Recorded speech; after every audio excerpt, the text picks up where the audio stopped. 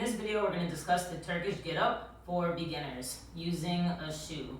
So we want to practice with a shoe to really crisp up our technique before beginning to load this too heavily. So we're going to start on our back, and I'm going to demonstrate the Turkish get-up on the right side for today. So I'm going to extend my right arm up, making a fist with the shoe on top. My right knee is going to be bent, just like this. And you can play around with how far away your leg is. You don't want the foot too far away or too close, but find a comfortable position for yourself. And then the opposite side, arm and leg, are going to be about 45 degrees from midline, just like this. And the first part of this exercise is we're going to roll up onto that left elbow. So to do that, I'm going to turn my head. My eyes are always staying on that shoe. Turn my head about 45 degrees towards the left side. Start pushing through that right leg and bringing that right arm over. You're also going to be pressing through this downside leg, okay? And so what that looks like is pressing to get up onto that left shoulder, okay? And so that's something that you're going to want to practice over and over and over again. So coming up, and this can be an exercise all in of itself. Okay, it's a great core exercise and shoulder exercise. Reversing it back down. A common mistake that I see is people trying to utilize a sit-up here, trying to do it this way, and that's going to make it incredibly hard for you, and you're going to plateau in the weight that you're going to be able to lift with this exercise.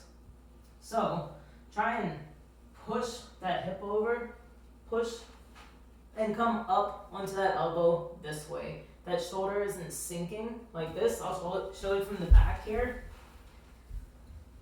So whenever you're pressing over and coming up, that shoulder is nice and engaged. It's not sunken in like this. To get up into that hand, you're going to turn that hand 90 degrees out, and again, you might play around with where that shoulder is comfortable, but again, that shoulder is engaged and not sinking in to the neck like this.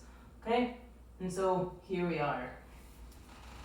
So, finding that nice hand position here, still eyes on the shoe. Then I'm going to curl that left knee towards the inside and bring that knee between the foot and the hand that are on the ground.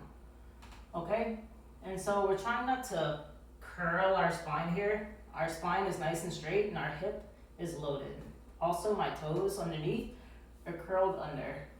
And from here, we're going to come into the lunge position, and those toes are going to windshield wiper into a nice half kneeling lunge position. And then you're going to stand up. And something that I want you to notice is from this half kneeling position, my eyes are still on the shoe. I come up, windshield wiper, and my eyes come straight ahead. And then we're going to stand up. Okay? And so to reverse it, coming down, nice and controlled. This elbow is staying straight throughout all of this.